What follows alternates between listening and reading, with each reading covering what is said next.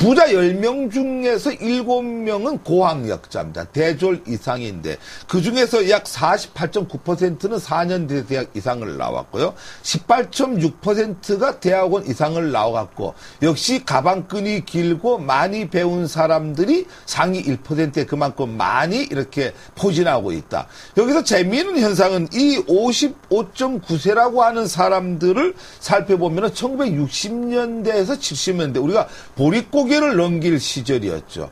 이 시절에 이제 상당히 그 어떤 학구열을 갖고 공부를 많이 한 사람들이라고 하는 거죠.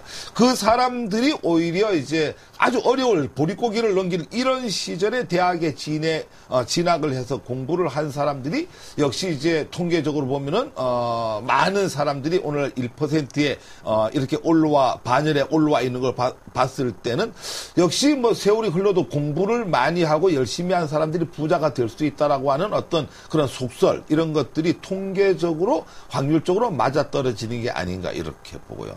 네. 종사자 주의적으로 보면은 자영업자가 전체 59.1% 그러니까 직장 생활을 해갖고는 상위 1%에 올라서기는 어렵다라는 얘기죠.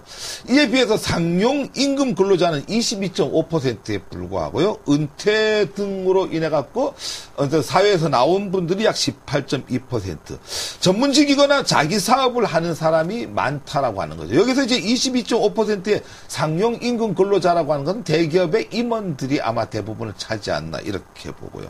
거주지로 분석을 해보면 서울, 경기, 인천 이렇게 해서 수도권이 약 77%로 대부분의 이제 부가 서울에 편중돼 있다 이런 걸 보고 이 사람들이 사는 주거의 대부분은 이제 아파트인데 아파트가 64.9%에 살고 약 31%가 단독주택에 살고 이 사람들이 사는 전용 면적은 136.8제곱미터 정도에 사는 상당히 넓은 집에 거주하고 있다 이렇게 보고요. 이런 사람들이 대체적으로 자금을 갖고 그럼 여유자금이 생겼을 때 뭘 하겠느냐라고 물었을 때 이 사람들이 갖고 있는 포트폴리오를 짜는 걸 보면은 금융자산에다가 이건 여유자금을 얘기하는 겁니다. 이미 부동산 자금을 많이 갖고 있기 때문에 포트폴리오에서 여유자금이 생긴다라고 하면은 이제 금융자산에다가 투자를 하겠다. 여기에 약 54.9%로 가장 많이 나타나고 그래도 부동산을 추가로 매입하겠다. 18.7%. 부채 상환을 하겠다. 뭐 이런 순으로 이렇게 나타나고 있습니다. 우리나라 사람들 부동산에 대한 소유 욕구가 좀 큰 것 같습니다. 우리나라의 1% 가진 분들의 특성상 이 부동산과 좀 연계해서 살펴보도록 하겠습니다. 부동산 부에 편중되는 현상이 강하게 나타난다고 하던데요. 어떻습니까? 예, 역시 이제 우리나라도 양극화가 많이 있는데 그 양극화가 부동산 양극화가 좀 더 심하다 이렇게 보시면 되겠습니다. 네. 상위 1%가 전체 부동산의 약 16%를 소유하고 있습니다. 상위 1%의 어떤 부자들이 전체 부동산의 약 16%를 소유하고 있으니까 상당히 많은 거죠. 그래서 다시 얘기해서 미국은 아까 뭐가 많다 그랬죠? 금융이 많다 그랬죠. 미국은 99%가 1% 부자를 뭐라고 부르냐니까 월스트리트로 상징되는 금융 자본으로 인식을 하고 있죠.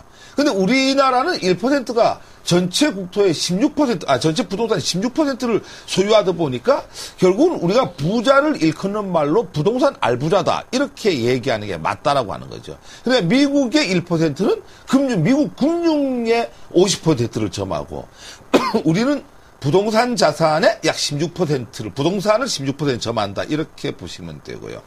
한국의 경우 금융 자산의 고액 연봉보다는 부동산의 격차가 크기 때문에 상위 1%에 들어갈 수 있는 확률이 많다. 이렇게 보시는 게 중요하고. 통계청이 2010년 가계금융조사 원시 자료를 갖고 이걸 토대로 분석해 보면은 전체 1691만 가구를 보면은요.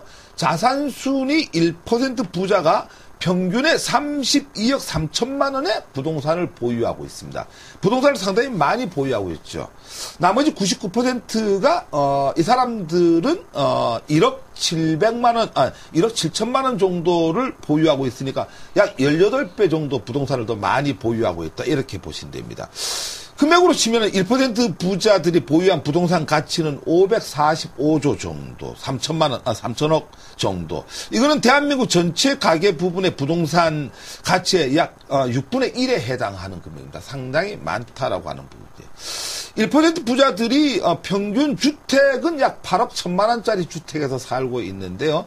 이 사람들은 그 외에 약 24억 원어치 부동산을 더 추가적으로 갖고 있는데 이제 건물이나 토지나 아파트 비주거에 관련된 부동산을 상당히 많이 갖고 있는데 투자를 많이 한다라고 하는 부분이죠.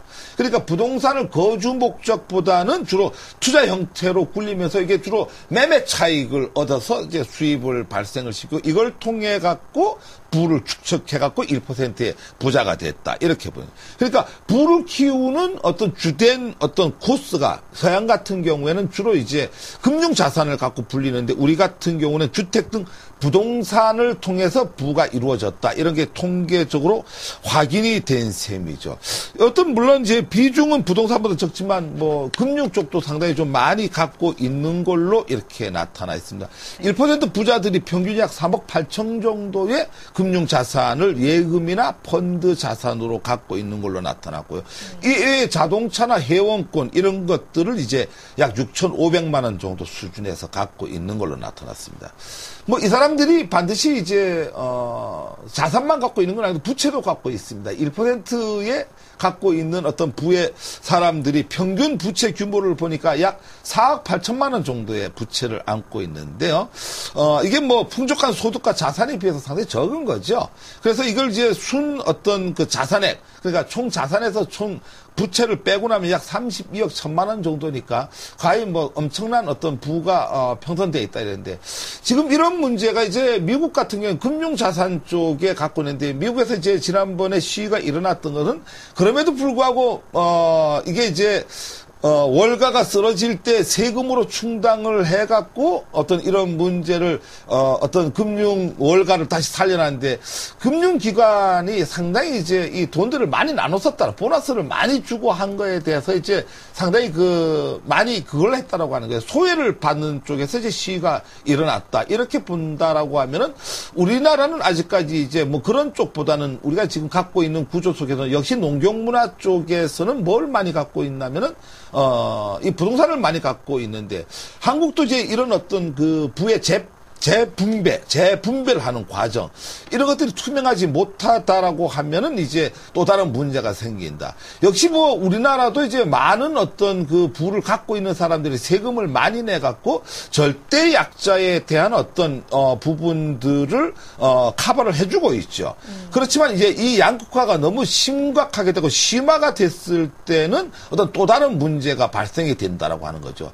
이런 것들 종합해 본다면 과거에는 신자유주의에 의해서 1%와 9%는 아무것도 아닌 걸로 하고 단순하게 그걸 받아들이고 당연히 있는 걸로 받아들였지만은 현대 사회에 들어오면서 이런 양극화가 심각해지면서 이런 것은 사회적 문제가 될 수 있기 때문에 부의 재분배가 잘 될 수 있도록 정부에서는 정책적인 배려가 있어야 될 것으로 사료됩니다. 네, 오늘 말씀 잘 들었습니다. 장계황 해설위원과 함께했습니다. 고맙습니다.